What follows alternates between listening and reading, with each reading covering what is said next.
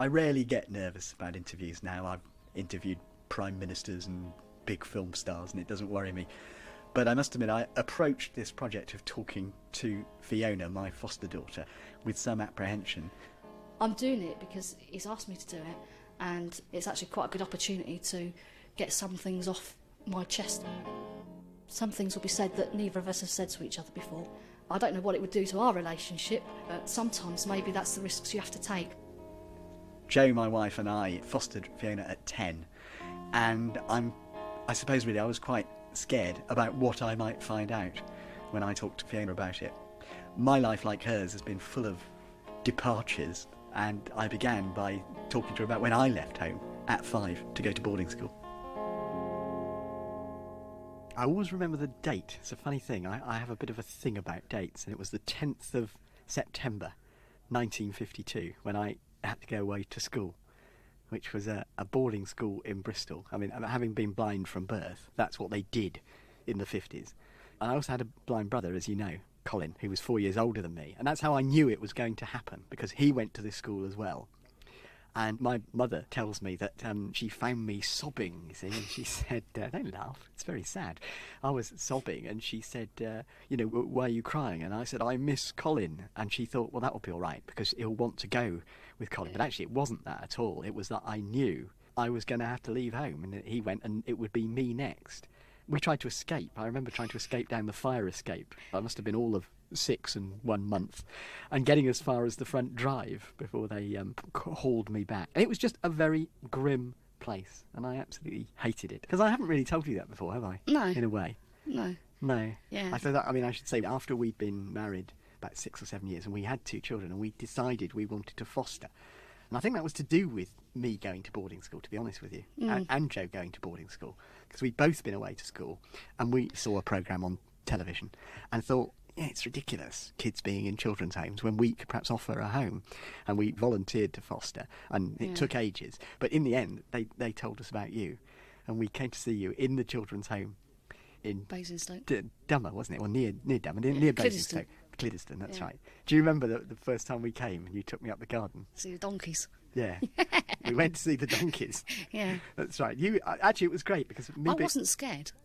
What, of me or the donkeys? No, the donkeys. I remember that because I was really impressed, actually, that you weren't scared of me. I mean, honestly, a lot of kids are very uncomfortable with blindness. And I always remember, because I think that was that really was the first time we'd met. Yeah. And you were, what, 10? Yeah, you were just 10. And you grabbed my hand and you marched me up the garden. You said, come on, Mr. White. Yes, come and see the donkeys. Yeah. You said. And you said, they won't, give them a bit of grass, you said. They won't bite. And I put out my hand rather timidly with this donkey took a great lunge towards me. And you said, well, they might. And we suddenly ran backwards down this garden. There's the old dog doing his stuff. Nipping up. Come on. Here's a good dog. Come on, in you go. Go in.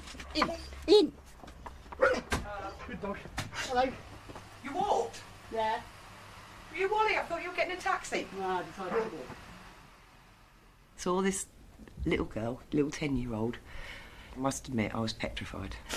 And she came to stay the day, and we had to take her back. And we turned around and said, Fiona, you can't come this weekend. And she burst into tears. And I thought, oh, we can't do this to her. And that's when I thought, she's actually made the commitment to come to us already. And so I thought, right, that's it, we're going to do this. You know, I just thought, yes, this is my one opportunity to get out, and I'm going to make sure that I get out. Is that how you actually felt, that you wanted to get out of that home? Because it's very difficult. You assume that a child will want to get out of a children's home and into a family, but you had your own brothers, Leslie and Campbell, and they were there. I mean, how did you feel about getting out, as it were, and coming to us? Because you never really told me. No, it's like when you're in there, right, you're just another number, really. And you dream, every person dreams about their ideal family, and you don't feel wanted in a children's home, you don't feel that you're special or anything like that, and you think, well, if I can get a family and then I can be special and I can, feel like I'm wanted and I'm going to be useful or whatever. No, what I was saying There is nobody I would have more in an emergency than Fiona. Do you remember that day Robin put Tony's arm through the glass door window? Fiona was fantastic. No, I know. It was Fiona that sorted it all out. She stopped the blood And she got the bandage. she was brilliant. And when we came back And from the hospital, she put cardboard in the door. I picked up all the glass, sorted it all out, got the dog out the way. Yeah. She is brilliant in an emergency. Did we? I can't remember ever decide, whether making a conscious decision about what Fiona was going to call us. Do you? Yeah.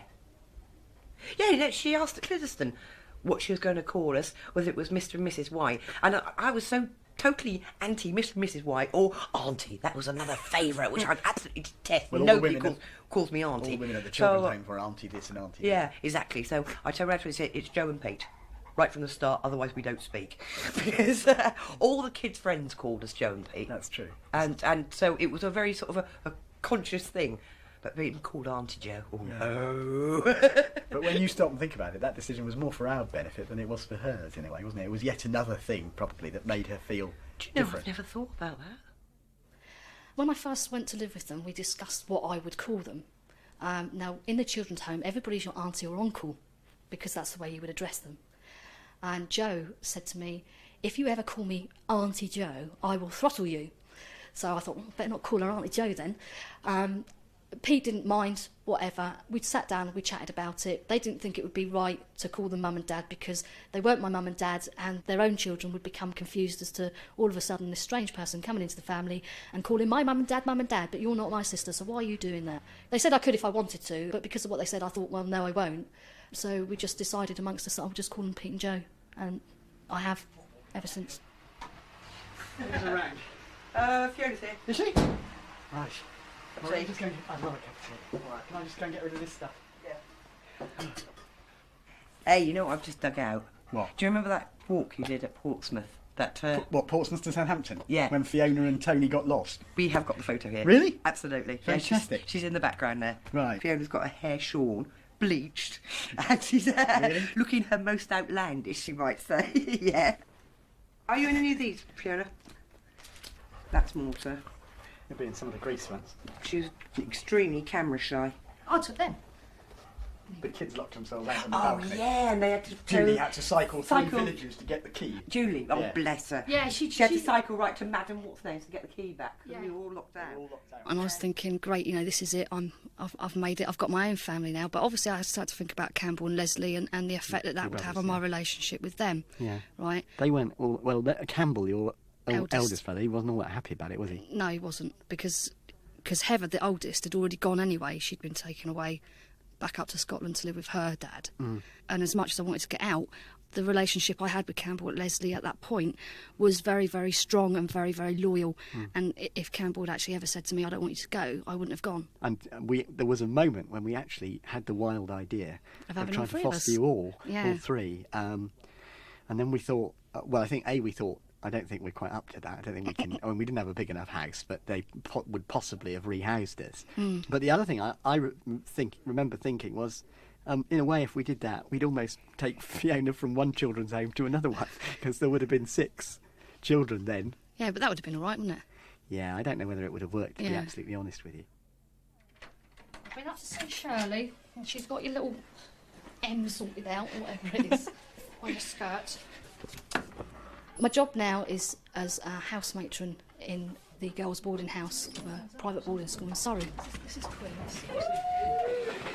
From my own personal point of view, if you look back on it, social services never seem to learn from their lessons because they making the same mistake that they made with me and my brothers 25 years ago. That at all costs, if somebody is prepared to take one child of a group of siblings, then so be it. If it goes wrong, the child has lost the foster parents and has also lost the family, and it just wrecks lives. It's still very, very damaging to the relationship that I have with my brothers now, or the lack of it. What do you remember about when you first came to us? It I'll was tell you what I remember. I remember you were good. You were Very good. You were horribly good. It's because it's a test, isn't it? Because although, you've been I'd been in a children's home since I was 10, right? But in between that time, there was all the breakdown with the Well, family. you've been in children's homes longer than that. I mean, you've been in children's homes, haven't you, on and off from from birth. Till yeah, almost on yeah. and off. Yeah, Yeah. yeah. Three Yeah. months old, I was first taken into care. Yeah. But with all the sort of like social services trying to house us up when things went right at home, they tried to put us back at home and all that, and all the breakdowns that happened there, and kept the shifting you rejection and all that sort of stuff. And you just thought, right, it's something that you want so badly, you're really, really scared of screwing it up, and the pressure that's on you is enormous. So you think, well, if I'm really, really good here, I don't have to be good anywhere else, as long as I'm good here, and then I'll be okay because it will all work out. Yes, because we discovered that you that you were not as good at school as you were being at home. I mean, you were so good at home; it was frightening. Yeah. For the first 2 months or so, I suppose, Longer than that. unfailingly polite and never putting a foot wrong. And even as early as that, we found out when we went to school that you were not quite the little angel there that you were at home. My dastardly plan had been discovered. Absolutely, yeah. Hang on, Joe. Joe! Oh, you're on the dog fence as well. All right, Nippy Knox, it's coming. It was funny, really, because I always sort of wondered why social services have put this age gap between. I mean, Fiona coming to us at 10 and our eldest being 5. They sort of stipulated 5 years. I often wondered if she was nearer our own kids' age group, whether it would have worked better. Because when she came, Tony was 5, Rob was 3. and Kath was 4 months, and which was it was a sort of an opening in, but at the same time, Baby. there's this big age gap, and suddenly Tony'd lost being the eldest I know, child. that was something that I completely overlooked. I can't Yes. believe I overlooked it. It wasn't until Wouldn't occur to years me. later that Tony said, I resented Fiona because I'd been the eldest. And then, of course, Robin, who thought he was the rough, tough one, caught on to Fiona and wanted to kind of be like her and swear like her and fight like her. Yeah, that's where the copying came in, Yeah. and that's when I was really getting worried. Yeah. If ever there was a... Hang on. Shall I deal with that? I often sometimes wish that I had never ever been fostered. I would like to have stayed in the children's home, and I would like to have stayed there till I was 16 and left school and whatever, because I think that maybe things would have worked out a little bit better. I wouldn't have cocked things up so much, because the pressures of being in a family situation far outweigh the pressures you're under in a children's home, because you're not noticed so much, so it doesn't matter. And being used to that kind of lifestyle all my life, and then going into your family unit, cocking that up hugely on a massive self-destruct mission. Because all the time that I was in your house, I thought, right, well, if I do this, then this will prove that they don't really like me. Right, I wanted to try and prove to myself that you didn't like me because I wasn't worth liking. Right? Because if I was worth liking, then I wouldn't have been ever been in a children's home. And that's like all to do with the self-esteem. So I proved that I could make people hate me by my behaviour, and that's what I did. So in a way, when did that? But that didn't start right at the beginning, did it? Because, or did it? I mean, because as you said, for a start, you were being very, very good and very, very careful. Yes. Was there a point when you thought, actually, I'm not sure I want to be here, or this isn't the ideal place to be for me? Right from the very start, because it's you feel. Although I was happy that I had managed to get this little family to take me in, as it were, I'd also betrayed my own family by going. She'd come home from school and you'd say to the kids, how'd you get on? Done your homework? What have you got today? Well, Fiona was getting more and more reticent about what she was saying. And Do you remember how she used to hate our family meetings? And we used to sit down and ask the kids what they wanted to do, what they thought about things. She said, you don't really want me in this, do you? And she'd disappear from the table. yes, we do, Fiona. Because you suddenly went from being asked nothing to being asked everything. Yeah. Yeah. And you weren't used to all that, were you? No, it's funny because when you're in a big environment like that, I mean, you must have felt this when you were at school, although your upbringing from the start was a lot, it was a homely upbringing. You crave for things really, really badly. You crave for a family, you crave for love and affection, and you crave to be noticed because you're one of a number. Yeah. When you get it, you can't handle it because you've never had it, and it's like, go away, what are you doing? Leave me alone, I'm just a number, go away, don't give me this attention, I can't cope with it. That's very interesting. I don't think I ever got quite like that because, as you say, I came from a loving, a warm family. But probably there was a bit of me that thought, they sent me away, I've been betrayed. And although I don't think that consciously about my parents because I don't think they really had a choice. There's probably a bit of you somewhere that says, well, it happened and it could happen again. And therefore, I think I'm a much more self-protective person than I would have been, because I think I was quite an open child. And there was another odd thing as well for me about boarding school as opposed to home, which is that oddly, as I got older, I realised that in a funny way I had more freedom at boarding school. Yeah, because you haven't got the oppression and the boundaries of your parents wanting you to do things a certain way or whatever. You can you be yourself more, can't you? You haven't got their fear for you. No. Matron, can I please have some bedding? I forgot to bring it down this morning. Why did you forget to bring it down? You look back on it and, you know, I was 10 when I first went to live with Pete and Joe, and they were only in their early 20s, so they weren't long out of boarding school or university themselves, bringing up their own young family and then deciding that they were going to have a foster child as well. So it was a bit of a tall order, really, to take on another child when you're only 25, 26 yourself.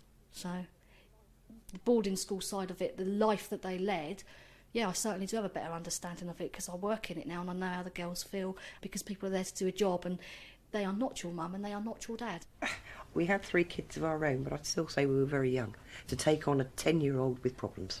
You were working, I was working. We had quite a lot on our plate, really, didn't we? Do you remember? I mean, the thing was that when it all started to go wrong, we suddenly realised that all we ever talked about was Fiona.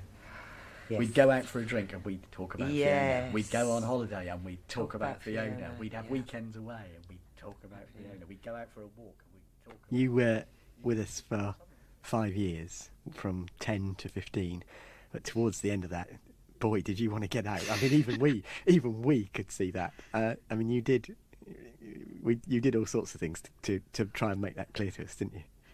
I did, but And we had a lot of trouble, we have to say. Yeah. This is where the story gets quite rough. You got into trouble with the police, you got into fights, the school was a nightmare because you were in all kinds of trouble there with reports. But, I mean, were you just trying to push back every boundary you possibly could? You ran away a few times. You got brought back by the police at 3 o'clock in the morning on one occasion. I remember that one. Yeah. One way or another, I'm gonna lose ya. I'm gonna give you the slip, or slip on the hip for another. I'm gonna lose ya. I'm gonna trick ya. I'll trick ya. Oh, bless her, when she ran away and then hid outside the police station. I mean, it was just... Not a very bright place to hide. No, it was just so obvious. Her messages were very plain. Well, they were by then. And, yeah. Well, yeah. I mean, we had to let her go to get her back, didn't we? Yeah, basically, yeah. The consequence of it was that, you know, you and Joe had had enough, and I think I'd had enough for a bit, but thought, well, perhaps we could, after a bit of a break, I could go back. And I know almost the hardest thing I've ever had to do in my life was tell you that it broken down. I knew that Joe was close to breaking point. And I knew it couldn't go on, even though I stubbornly wanted it to go on. Because I didn't want to, I suppose if I'm really honest, I didn't want to admit defeat. I never do want to admit defeat. No. But I remember telling you, and you were very quiet. But you must have known we were near to that point. I knew when you said that, when you came in and you said, oh, I need to talk to you. I knew by your face, I knew by the way you were talking to me that this was it. What happened was that the social services said to me, you must tell Fiona. And I said, well, fine, but if I tell Fiona, she'll run away. She'll Yeah. go. I knew you pretty well by then. And they said, well, you must tell her. And I said, fine, okay. But I'm not being a jailer. In fact, I told you and went out for a drink because I needed one. Yeah. And was it you that ran past me on the way back? It was actually, because when I went down, I thought to myself, oh my goodness, there he is, because I'd forgotten that you couldn't see. And I thought, he'll see me. And that's it, down in there. And I thought, hang on a minute. He won't know. He won't know it's me because he can't see. Yippee! And away you go, whoosh, down the road. But that's the only time your blindness has ever been in my favour. I know. I 'Cause you walked. couldn't see. I came back. I did come back, and somebody ran past me. Yeah. And I thought, I wonder if that's Fiona. And then I thought, no, she would say no. And then I thought, no, she probably wouldn't. And then I put it out of my mind. I mean, I was very upset anyway. I mean, because it had happened, and I just went home. And Joe said, she's gone. And I said, I think it might have been her who ran past me. And you rang us at midnight. Yeah, from a mate's house. Which I've always been very grateful for, because you didn't have to do that. And I Yeah. wished you luck. And God, You did, didn't you? And did I get into trouble over that? From who, Joe? Joe. Did you? You wished her luck. She ran out of there. And I said, I do wish her luck. Yeah, too right. She's going to need it. Yeah, well, yeah, I And did. Well, yeah. We went to visit her 2 weeks later, Yeah. after she was supposed to have settled down, and she totally ignored me. She wouldn't look at me. There was no eye contact. And it was odd because she'd wanted to leave, but then when she did, it was Did. like we'd betrayed Betrayed her. her. Yeah, yeah. Well, I think the kind of breakthrough day was when you saw her in town. Oh, yeah. And Said, "Come back to said, me." come to the house. This is when she was kind of on the run, and she was working at a fair, wasn't she? And I think when we got her trust back was when we took her back to the fair. Fairground, yeah. And just Dropped said, her off. okay, come when you want to come. Need anything? Yeah. Give us a ring. Yeah. Yeah. Yeah, and you went, and you were gone for 3 years, and all sorts of things happened to you. Yeah, None of which we need go into. But definitely not. Some of them were pretty rough. yeah. But you did come back. That's because at the end of the day, no matter what the circumstances were that you and I and everybody else went through, and I always come back to you if I've got major decisions to make and I can't make them, and I come back to you. Sometimes I listen to you, sometimes I don't, and when I don't, things go wrong. I mean, I learnt a lot from it as well, but I would hate to think that we did it to learn. We intended it for the best, although I can see there are things that we did wrong. We did have some good times, didn't we? Yeah, of course we did. Bedtime stories were brilliant. The Thursday kidnapping was good. I loved that. And the Narnia books. And the I rented Narnia books. Yeah. Yeah. Picnics at Farley Mount, they were excellent. Yeah, thistles in the lettuce sandwiches. And Yeah. Well, there's 5 of us fellows in the band. And it What's this? This is a group that I think this must have been a group at Bristol. I vaguely remember when the skiffle craze swept Britain. It swept through our school as well. This must have been one of the groups. Hang on. That's right. They were called the Hurricanes. It's all coming back to me now.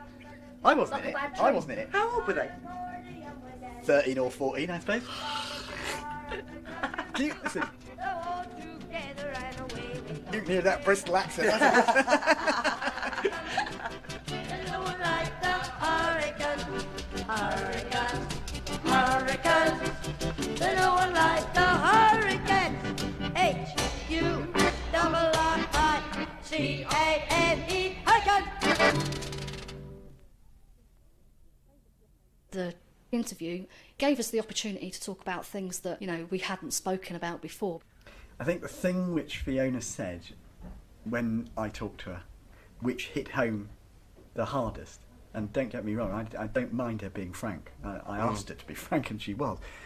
But in a way I was quite taken aback when she said, sometimes I wish I hadn't been fostered, that I'd stayed in the children's home. Well, do you know I can understand that? Yeah, I can understand it, but it made me think, you interfere in people's lives at your peril, don't you? And it's probably one of the things in a sense, that I'm proudest of, really, having fostered Fiona. And I'm prouder of that than kind of the stuff I've done in radio, and that I've got a reputation for. But you do run, when somebody says that, you wonder, well, should we have poked our big noses in? We thought we were so clever. It's up to Fiona at the end of the day to say whether it was good or bad. It's not our No. But I'm not sorry I did it. I don't regret it, but I wouldn't do it again. I'm too old anyway. I love them to death, both of them. They're not my parents, they didn't give birth to me. And it would be stupid for me to go through life thinking that they're my mum and dad. They're the closest thing that I've got. And I would put my life on the line for them if I needed to. And I do admire him greatly, although I don't tell him because he's got a big head. 50 miles to the coming and go. Top 40, here we There you are, Fiona. See? You don't know what you were missing in those days. Yes, I think I do.